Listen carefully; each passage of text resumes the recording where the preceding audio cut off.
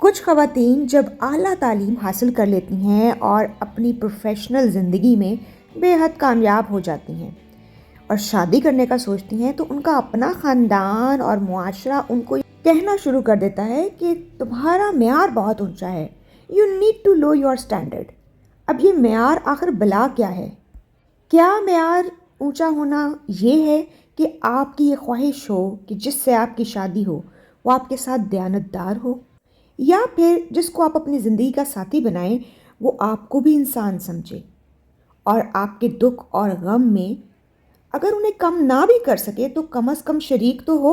یا پھر معیار اونچا ہونا یہ ہے کہ عورت کمائے اور جو شوہر ہے وہ بغیر حصہ ڈالے نہ صرف اس کو کھائے بلکہ معاشرے میں اس کی ایکسیپٹیبلٹی بھی ہو؟ یا پھر معیار اونچا ہونا یہ ہے کہ بیوی شوہر کو یہ اجازت دے دے کہ وہ اس کے ساتھ شادی شدہ ہونے کے باوجود اور خواتین کے ساتھ تعلقات بھی قائم رکھ سکتا ہے؟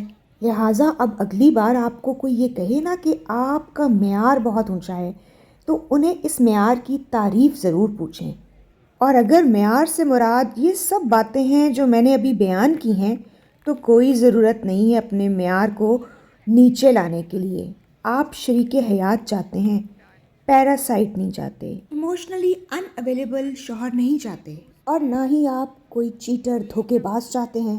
So ladies, keep your standards high and do not let others to feed all socially, morally, religiously and legally incorrect thoughts in your brain.